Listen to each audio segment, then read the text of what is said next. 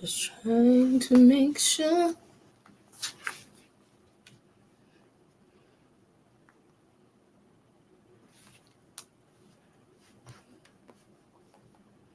Okay. All right.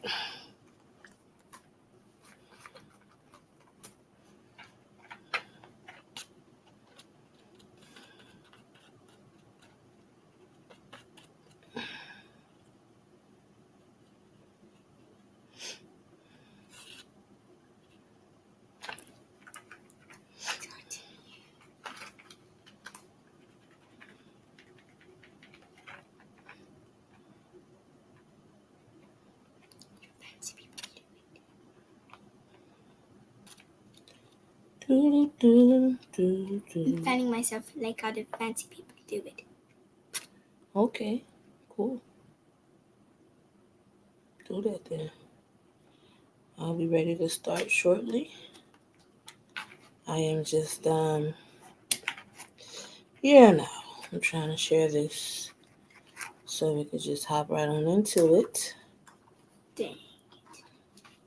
Broke my fan. Well, this didn't break the whole thing off. That's ripped half of it off.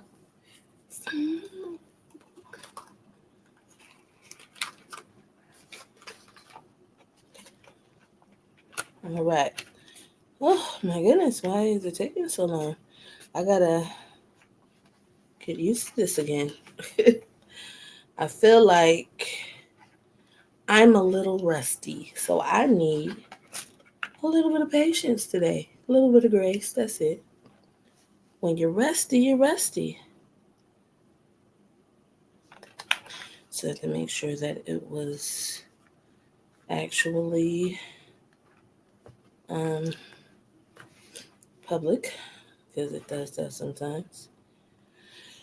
Okay, one more. Let me share the YouTube to my page. And I'm ready. I'm ready to go.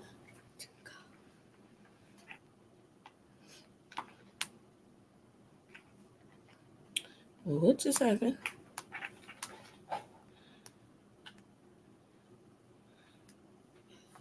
Hi, everybody. I am super excited about this. This is my first time back in I want to say forever. It's been a minute. It's been a hot minute. Real cool minute. So I am super excited about this. Because when I tell you, I did not understand why it just wasn't happening for me. Now, I knew why, though. Things happened. I got sick, and then I got COVID, and it was just a lot going on. So, at this point, I am finally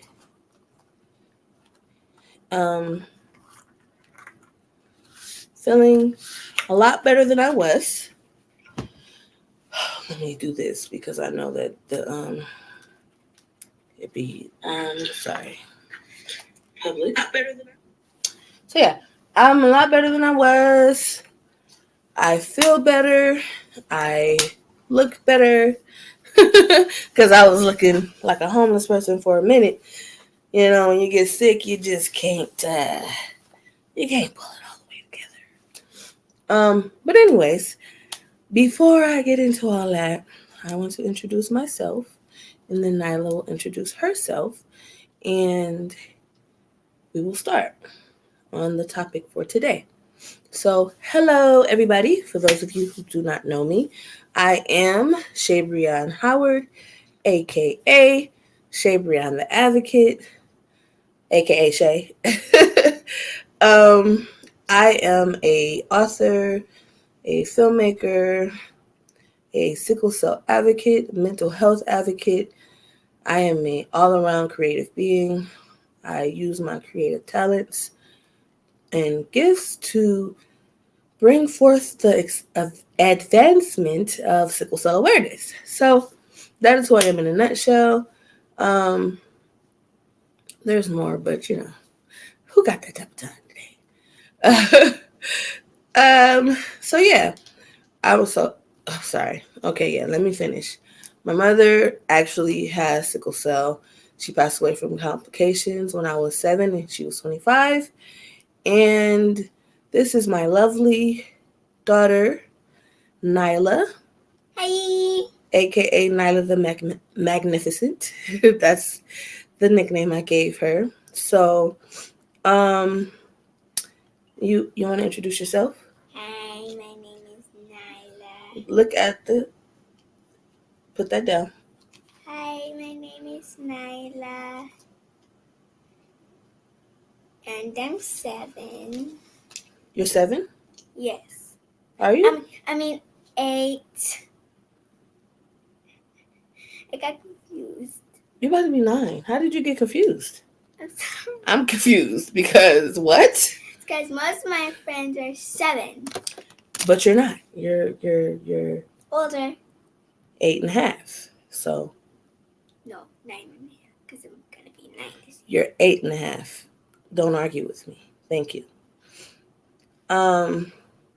Anywho, so if you have, I don't know, by chance saw the flyer that I put out, maybe not. I'm just gonna talk about what are we talking about today.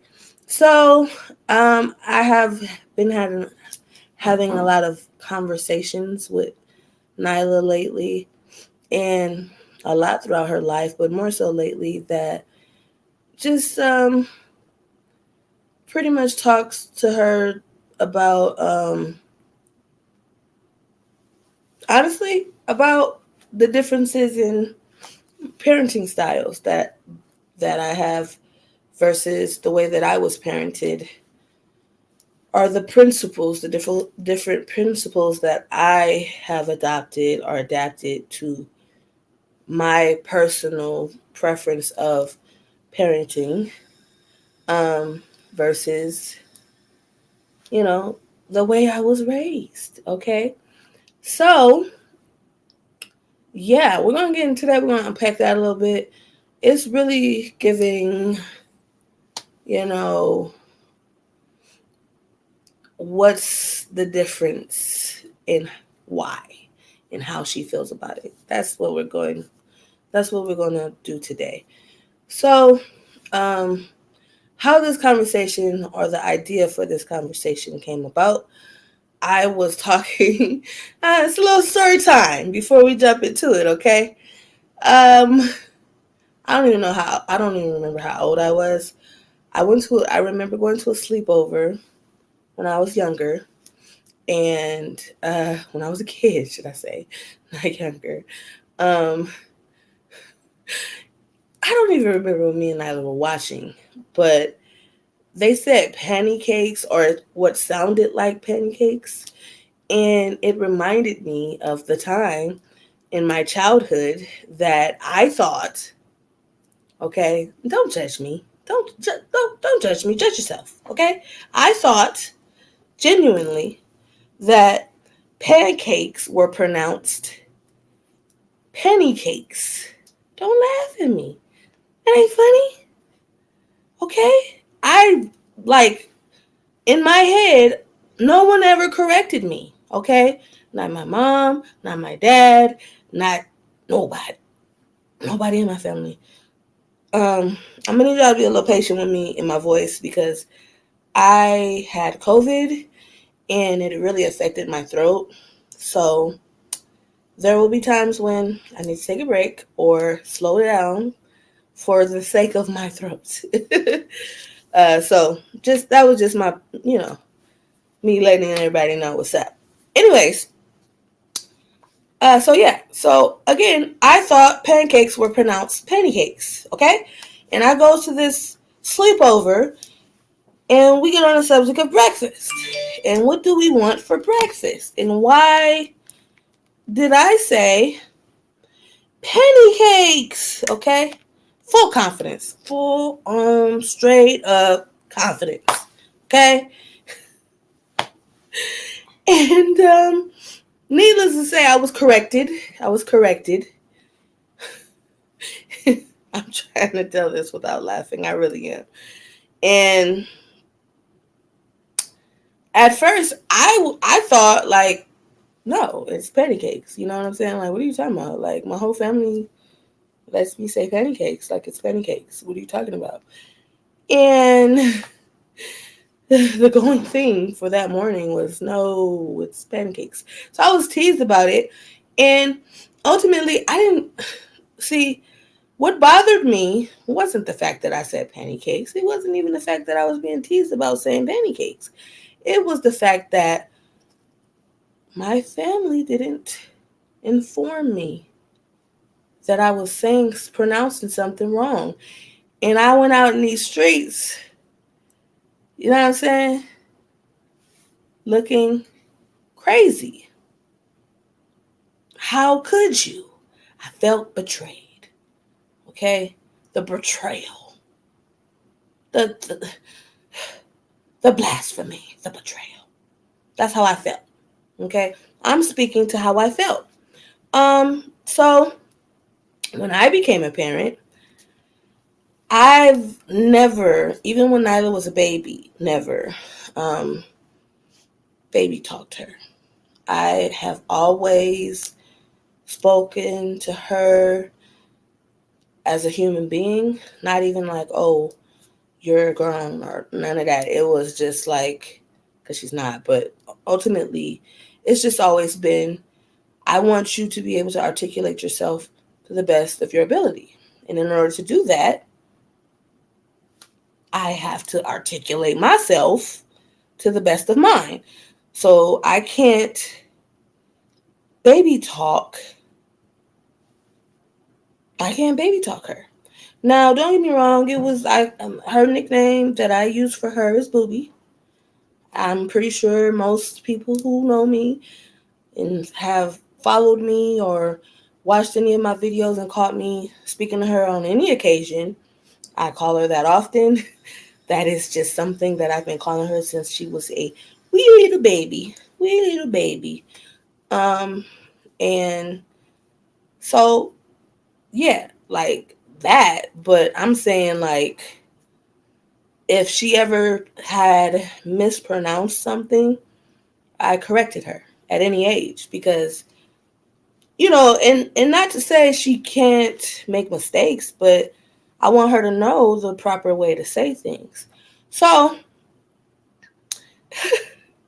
I think that to me was a difference in principles of parenting on my part. Um, how do you feel about that, Nyla? How do you feel about the way that I communicate with you? The words that I use. Good. It's good. That's how you feel. It's good. No. That's your answer. Okay, so tell me, what's up? It's great. Because I know. Wait, some kids might be watching this, so I can't say. No, say what you feel. Listen, hey, I am raising you to be unapologetic about what you say. As long as you're respectful, if that's how you feel, that's how you feel. Acknowledge those feelings, express those feelings, and don't apologize for it. That's just what it is. So go ahead and say it. I know that Santa's your parents. What? I know that Santa's your parents.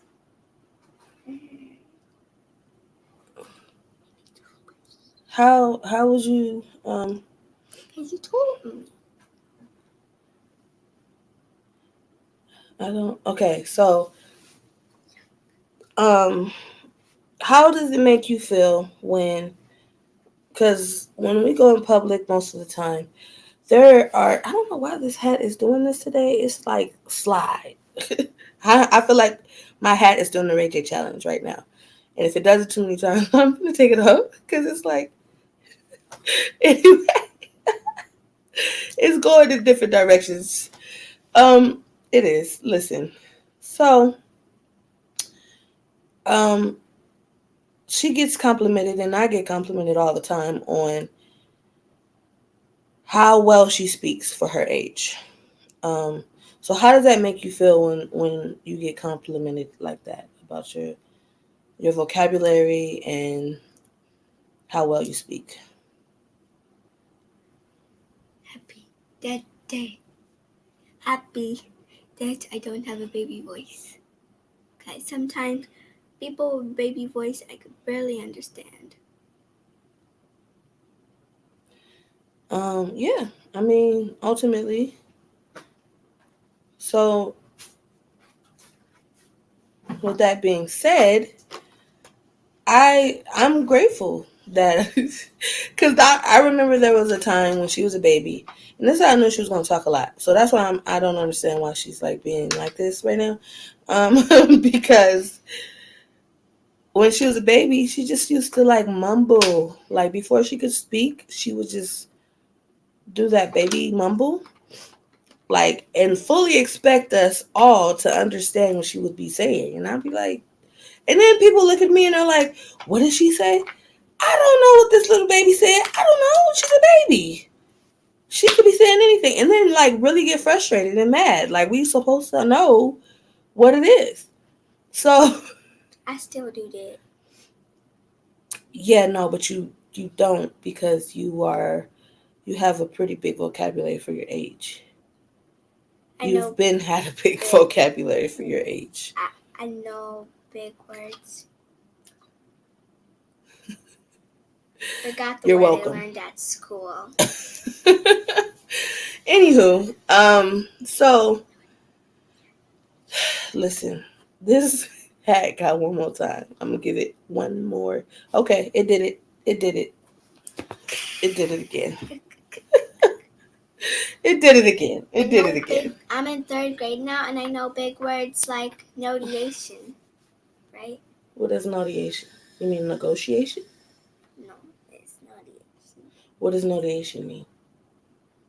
Expanded notation. Notation? Yes. Okay, because yeah, all right. That sounded more like something else. Okay. So again, there's so much to go through about my parenting and the principles of parenting with me, right? Um, One big difference that I would be remiss if I did not mention is the fact that I tell my daughter the truth about everything. When I say everything, I just mean so we don't celebrate holidays. Um, I so I have to watch how much I tell her at a time, only because I don't want her to like. I know a lot, right? So I do consider myself to be woke because there's a lot of things that I had to go and do research for myself to learn. So in doing that research, I felt again, listen, the betrayal of why didn't my parents tell me that? But again, maybe they didn't even know themselves. So I can't blame them for not being able to tell me. Well, stuff like Santa Claus, yeah, you could kind of told me that. But, you know, it's neither here nor there. I told my daughter that Santa Claus wasn't real when she was 4. I don't regret it. I don't feel bad for it. Do you regret me telling you that young?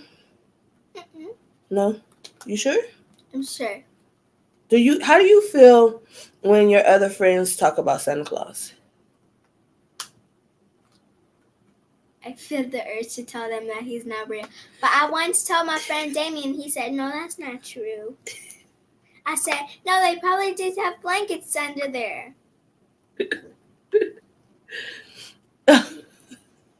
Okay, it's not funny. So I'm only laughing because I get a lot of flack for that. Like, and you would think, listen, If you want to celebrate holidays, listen. You can celebrate Groundhog Day. I don't care. That's your prerogative and your children's prerogative.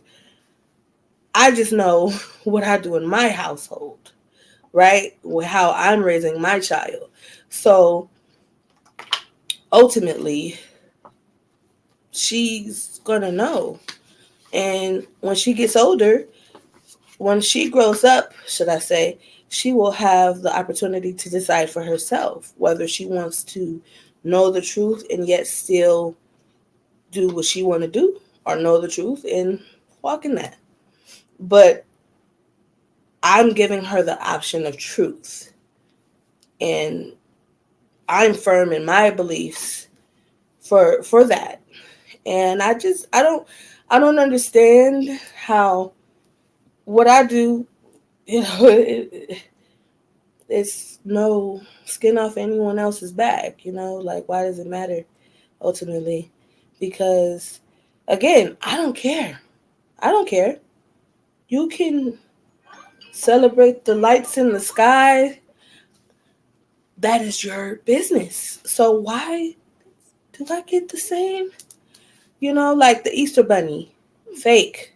I don't even remember when I told her that, but she knows. She knows.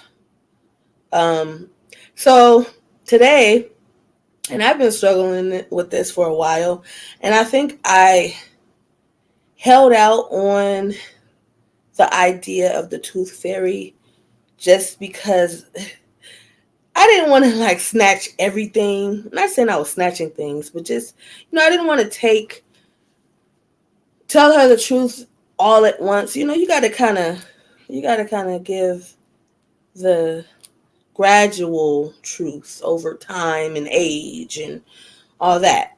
So, I was just at a point where I was like, okay, yeah. And I think unintentionally I was doing things like forgetting to put the money under the pillow for her. Um, Maybe just to see when she would be ready to have that conversation. And so today, actually, I had the conversation with her, and I I just sat her down. And I was like, "Listen, so I regret to inform you that the tooth fairy is not real." No, no, no. Did I even say it? I think you said it, right? You smiled at me, and you were like, "I said about the tooth fairy." You were like, "Yeah, she's you." She smiles at me, and I'm like, "Oh, okay." I knew that a few months ago. I just didn't want to tell you I knew. Like last year when she put on Upshot, they told everything. Since she said, and Santa Claus, your parents, I knew this day at. So because whatever character said that Santa Claus wasn't real, and then they said that the tooth fairy wasn't real, you believed it, right? She said, your mom's a tooth fairy. The parents are Santa. No, just your dad, because Santa's a boy. Listen, I just want her to always appreciate the truth. And so I can't, like, know that, walk in that, and not give it to her. That doesn't make sense, Like, as parents, you're like, always tell the truth. Don't lie. Don't cry wolf. But then the the betrayal, because then they find out, oh my God, my parents have been lying this whole time. So then it's like, how do you expect the truth when you don't give it? So that is what I walk in. And again, I'm not saying it applies to anybody else. I'm not judging nobody. How you choose to raise your child is how you choose to raise your child or children. I just personally chose a different way. Um, Again, the fact that I've talked about this before, but I will go back to that. my mother, again, she has sickle cell. She was diagnosed with sickle cell. So when she didn't always tell me what was happening up front, she wasn't always up front with me about the issues she had. Um, like I definitely didn't know she had congestive heart failure. Didn't know that. So that would have been a pretty good tidbit of information to know, especially since 95% of the time we ate out. And of course, that's terrible. It's a terrible idea when you have heart failure. So, what? It's true. Not saying you can't. I'm just saying to do it often is a bad idea. Like, oh, you know what? Today. Yeah, a couple times a day sometimes. It's not a good idea. It's just not. Because it has a lot of salt in it and you don't know what to put in it. And she had kidney disease. So, do you think that was a good idea to eat out No. a lot?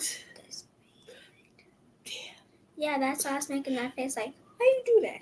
So, and I'm not saying that she wasn't responsible for herself. I'm just saying there are things that had I known a little bit more, especially as a child who is living with the same illness, I just would have liked to be able to help a little bit more. Not to help, but at least be like, when she be like, oh, you want, a Pollo Loco, or you want Taco Bell, or whatever, I could have been like, nah, let's go to Great Grand House, or let's have Granny cook. Something weird. Like my mom didn't cook. Okay, she didn't cook.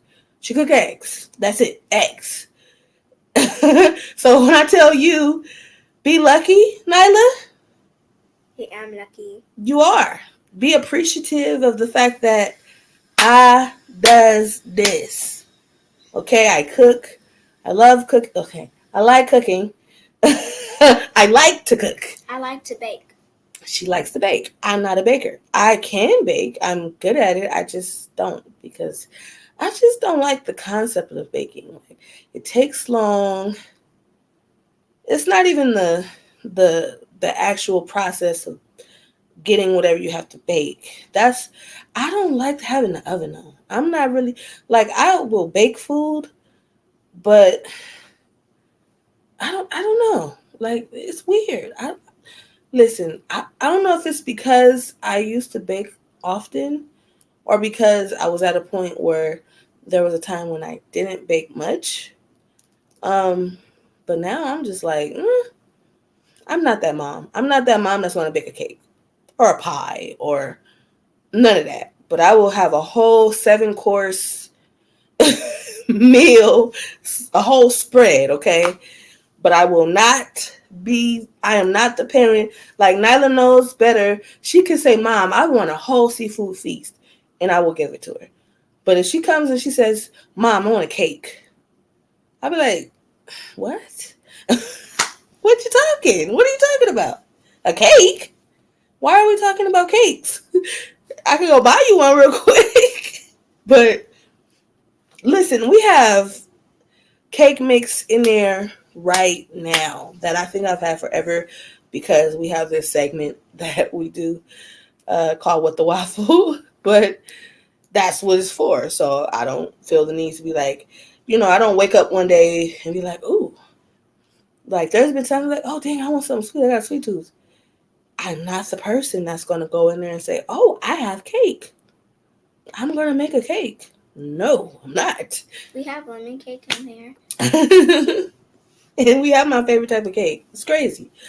Okay. Let me get back on subject.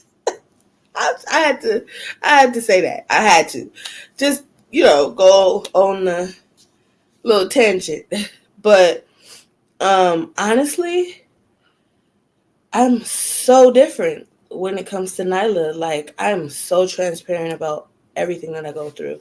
Earlier this year, my kidney function dropped, and they were thinking that I might need to start uh, the idea of kidney, what is it? Dialysis, sorry. Um, and it did something to me because I'm like, what? I've been trying, I'm not perfect, but I've been trying. And here we go. See, I told you.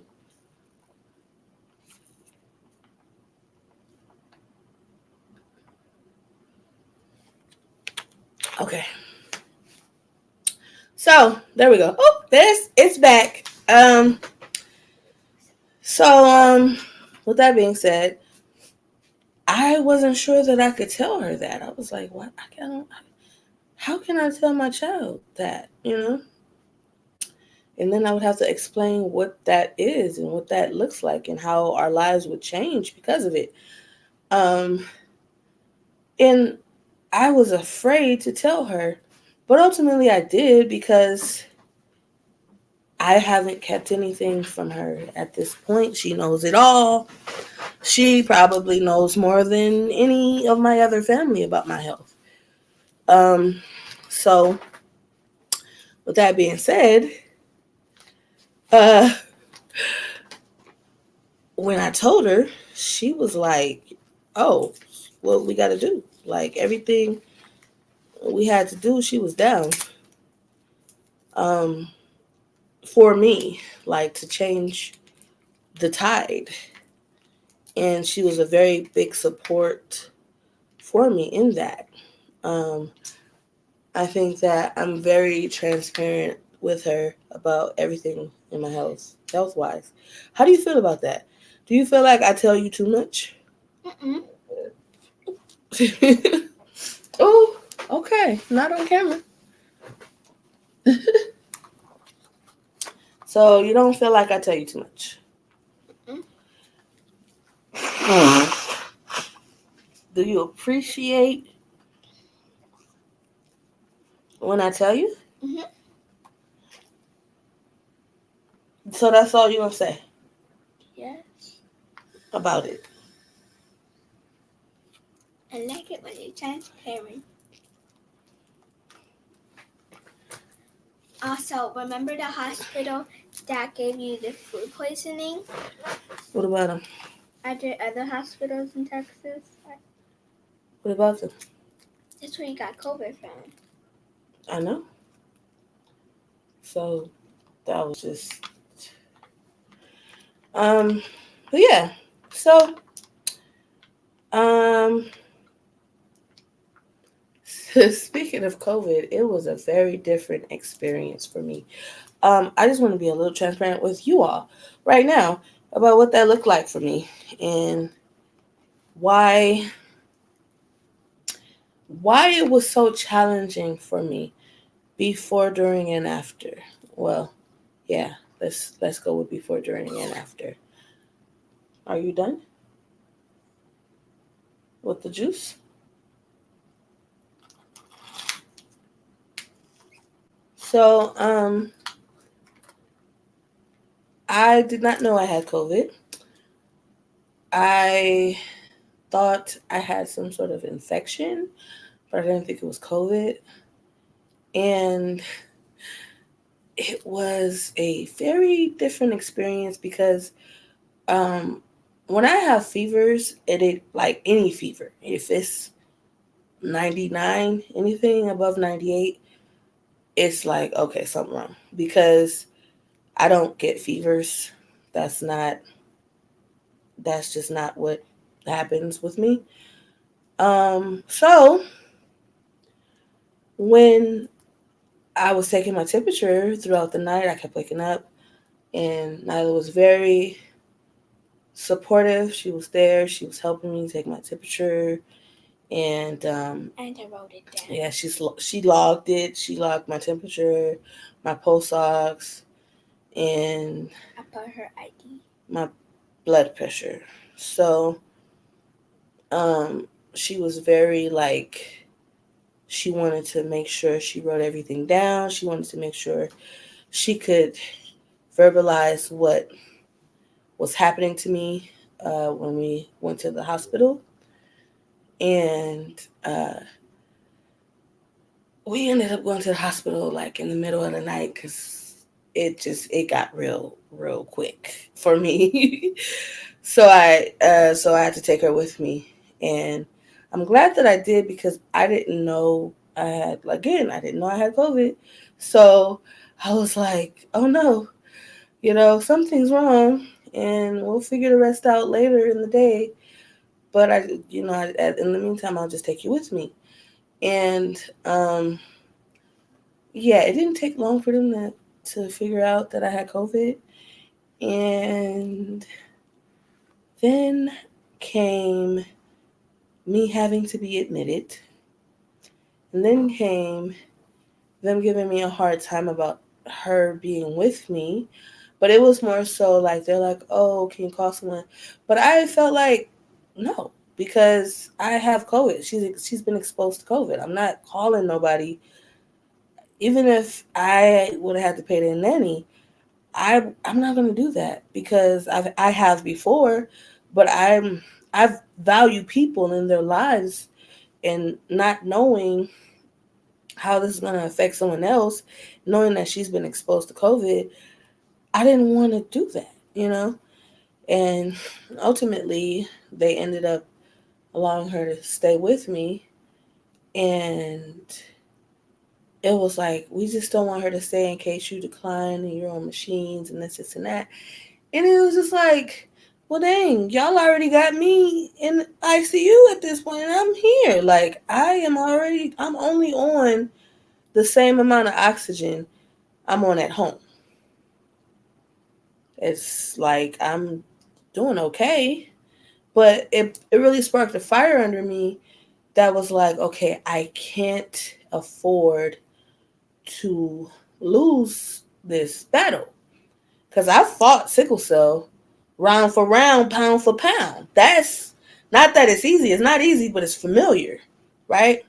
Something that's familiar when you when you used to, it's like the devil you know. You know what I'm saying? So this is the devil I don't know. I don't know COVID. I never had COVID. This was my first time having COVID. The whole time, this whole pandemic, I had no COVID at all, like whatsoever. So to now, all of a sudden, get it, it was like, okay, this is different, and deal with a sickle cell pain crisis and COVID. But I kind of had to push the crisis as much to the side as I could because I had to tell myself, listen, I know you're tired. Sickle cell itself causes fatigue. Okay? So, not only am I fatigued by sickle cell, kidney disease causes fatigue. Not only does kidney disease cause fatigue, I have problems with my potassium. And everything went haywire. So, the potassium was too high. So, guess what? That causes fatigue. Okay? And then, for the icing and the cherry on top, it was COVID. That causes what, Nyla? What does it cause? Okay, listen. All of that. So you can only imagine how exhausted I truly was. I was truly exhausted. Like, for real. So I'm in pain. I'm sick. And I'm exhausted. Yet I can't lay on my back.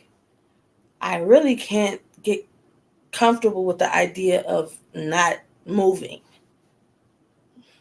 Really. So, although my leg feels like it wants to come off of my body, I have to keep walking around, keep moving, keep active. Although my back was killing me, it truly was, I couldn't lay on it. I couldn't get comfortable. And it was just like great. Hard. It was so hard. And then it was the comfort of having her there, but also the pressure of having her there. if that makes sense. Because, excuse me, because having her there, yes, I know where she's at. I know what she's doing. I know she's okay. And vice versa. She knows where I'm at. She knows what I'm doing. She knows I'm okay. So that in turn comforts me as well. Especially knowing I had COVID, she would have lost her mind if she would have had to go away from me. She really would have. I know my daughter. Like, she would have lost it. Like, she would not have been okay until she saw me again. Um, so there's the comfort, but again, the pressure of I can't let this win, and I can't let her see it beating me, and I have to be strong because I didn't want to show any sign of weakness. Not to say I can't be human and I can't have moments of, oh my goodness, I don't know if I could do this. I've had those moments in front of my child. But, because again, the transparency, right? But I couldn't let myself, because of everything I was going through, I couldn't afford to be there. I couldn't afford to put my mental in that space. So it was difficult. It was really difficult. In fact, I think all last week, off and on, I just spent like, once I finally got out of the hospital, I cried so much. Like, it's not even funny how much I cried. Like, some of it was in front of her, some of it wasn't. And, um, you know, Nyla said something to me on one of the times that I cried, and she was like, Mom, I'm here, and I'm not going anywhere. And she hugged me. And it was just like, the way that she said what she said and how she said it. What made you say that to me? You were sick and you needed to be comforted. And that is what came to your mind?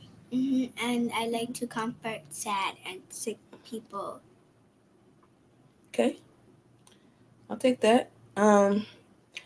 Yeah. So I was just like, wow, that was very much, I needed it. And I'm just being real transparent right now because people don't understand, like, I make this look good. I do. I am a great mom. I know that for sure. There is nothing I won't do for this little girl. I will go to the ends of the earth for her. But it was like, yeah. Yeah. It was hard. And sometimes when you have to, like, not trick yourself, but you have to hype yourself to a point of like, you got this, until you finally feel like you're in a safe space where you can say, okay, maybe you didn't have it, but you faked it till you made it, and now you all right. You out of the woods, at least enough. And it was like, oh gosh. That was hard. That was really, really, really, really hard. And even when I got out of the hospital, I think it was also exhaustion of just, again, dealing with sickle cell and kidney disease. Not to say it's easy, because it's not. It's really not. But it's familiar. Again, I've had sickle cell all my life. So it's a way to know, I'm going to listen, sickle cell don't scare me. Like it probably should. Like, because if sickle cell was a person, we'd be fighting on site every time. Every time I see him. It's just, all the smoke. I want all the smoke. So that's my mentality about sickle cell. COVID and sickle cell, it was like being jumped in a back alley and not being found for like a day or two. Like, that was what it was given for me. I was like, oh, What are we doing? So it was hard, needless to say. And I just really wanted to have that you know, transparency because I know like it gets hard for everybody, especially single parents with sickle cell. Like I totally commend y'all because this fight we have, I don't think people get it. I know they don't get it. Half the people don't get it, but it's just it hit different. It does. Because as someone who was once just me with sickle cell, and now I am me and Nyla, yeah, it's different. That if I could use a word for right now, I would just say it's different. And I would say it in that tone every single time. It would go that deep. My voice is just listen, if I didn't have this throat issue, I probably still would go that deep saying different. Okay. Whew. Okay, let me get back to the subject. Oh my God. How did you feel? Like when you heard I had COVID, how did you feel? Like how did you feel like mommy was gonna end up being really sick, or did you think like, oh, she got this? I knew immediately where you got it from. I'm like, I was thinking first, she got food poisoning from there, so that means she could get COVID. That's how it's like. Okay. But how did you feel? Like, did you feel like you were afraid that I got COVID? Mad at the nurse who gave it. You were mad at the nurse. What if it wasn't a nurse? What if the sandwich, the infamous sandwich I had, the chicken sandwich, I don't know what they put on that. I feel like they was trying to do me in. I was scared to eat. They were trying to poison you? I'm not saying they were. I'm just saying I got poisoned. Okay? There was a whole day that I couldn't, I was either sleeping or throwing up. Like that was my whole Saturday that a few weeks ago. So I'm not saying they did it on purpose, but I'm saying somebody should have, I don't know, maybe the chicken should have been left in a little longer. I don't know what happened. I know it was crazy and I didn't understand. It was just like, what's happening to me? Why is this my life right now? I only needed a blood exchange. And I went and got a blood exchange and food poisoning and COVID. So, no, I am not happy with that experience at all. Not one single bit of it. Really. That just was so weird. So yeah, I, other than that, you know, so other than how did I know like while you were in the hospital you were doing a lot of sleeping? I figured it was just like okay, maybe she has COVID too type thing. Like did you feel like you had COVID when you were in the hospital? Or just when we came home? When I started coughing. Huh? And you, when I started coughing, and I was warm too. I was like, I'm cozy in my little corner over here. Then when I started coughing, that was annoying me. So you yeah, well ain't no kind of about it. I knew, absolutely knew. Because she is, you see how close she is to me? She's always this close to me.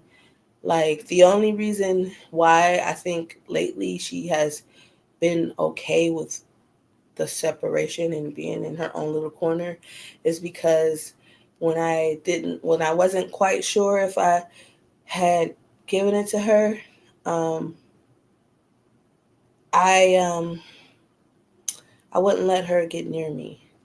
And then when it was apparent that okay, yeah, she pretty much has COVID at this point. Then I let her come and sit on my bed and stuff. And so it was like, okay, this is crazy. Cause I'm gonna be real with you, and I don't think I said it out loud, but I was nervous for her having COVID because I didn't know how it was gonna affect her because she has asthma, she has sickle cell trait, you know, there's no telling how it could have been different. It could have did something. I mean, kids have serious issues from COVID too. So I was like, whoa, wait a minute, not my baby. Um, so yeah, it was a different experience. It's one thing for me to be fighting sickle cell, and she to have to, you know, stay with me and be with me because I don't have a big support system at all. So it's one thing to have her with me seeing that. It's another thing to like me have COVID and turn she get COVID and have to see her not being herself because she's usually very like vibrant and all over the place, really. And although I know when she's typically in the hospital, she tries to stay in her corner anyway, just so that she doesn't make any fusses anywhere. Um, but it was just like she was like sleeping all the time, and she was very like distant. Like usually, she's very like talkative with the nurses and trying to figure out things. But like the nurses will come in and be like, "Hey," and this, and that, and she'd just be like, "Hey," like, and sometimes she wouldn't say anything at all. Like that would be, you know, and I'm just like, that's not even her, but I'm gonna let her have it because whatever she's going through, I'm not gonna be like, Nyla, make sure you speak. You know, listen, she is entitled to have bad days too, and if she doesn't want to speak sometimes, she don't have to. She's human. We're all humans. Everybody needs a little grace sometimes. So I've been speaking most of the time for almost an hour. I'm a little proud of myself because I wasn't sure I was gonna make it the whole time. Because honestly, I again the speaker box, the speaker box was a little raspy. So I'm so glad and proud of myself because I did this thing that I love doing. Um, and I was able to not just do it, but to be vulnerable about where I've been, where I am, and where I am in my parenthood. And honestly, uh, I'm so like, I'm so like at a point in my life where I have learned to separate trying to be all mother and no Shay, if that makes sense. Um, I'm not doing that no more. But I also need her to, understand. Mommy's human. Mommy has good days and bad days, and I'm going to be vulnerable sometimes. I'm going to sometimes not be the best version of me. Um, Sometimes I'm going to cry at weird things like College Hill,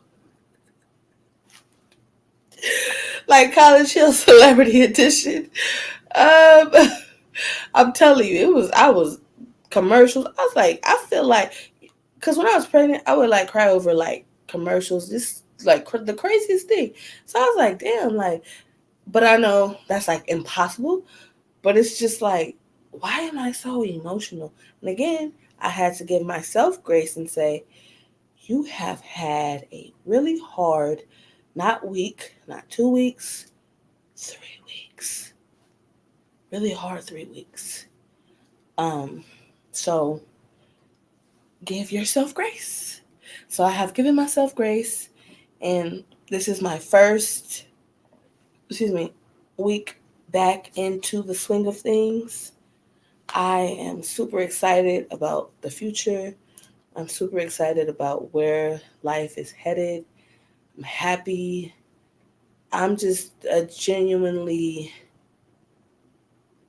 all around excited about evolution of Shabrian Howard person at this point in my life. Like the thought of me evolving as a human being, that makes me feel so amazing. You know? It does. Well, I have a couple things I just want to say, and then I'm going to head out because I don't want to. I mean, I've been here for a minute now. I will say this. I did a live. I don't even know what month it was because I've done lives for a while now, but it was sometime this year. And I talked about how sickle cell advocates are priceless, how we are worth so much, especially those of us who takes the time to evolve and learn and be the best version of ourselves. And I just know that although we have been in this rut sometimes, it's there, like it's evident. I see it down my timeline around the time where I probably needed to see more positivity than anything, but I didn't. So instead of me being like, no, I created that positivity and I posted something positive because it was needed. I needed to see it, and other people needed to see it as well. Um, I just want us to know, I want every sickle cell advocate to know, and I'm talking to myself too, you are worth so much. And price went up. Yesterday's price is not today's price. And I feel like every single one of you should feel this way. Stick to that. Do not waver. Do not bend. And do not break on it. Because there is so much that we give. We give to ourselves, the least. I'm going to be real most of the time. We give to our families. We give to our friends. We give and we give and we give and we give and we give. We give to our community. Okay? So do not feel bad or like you shouldn't ask for what you're worth. Straight up. That is the most, if you don't take anything from what I say to you, ever, please take that with you. Until next time, folks, I'm going to leave y'all off with my positive words of wisdom, which is start where you are, use what you have, and what, Nyla? Do what you can. Do what you can. Until next time, folks, peace. Bye.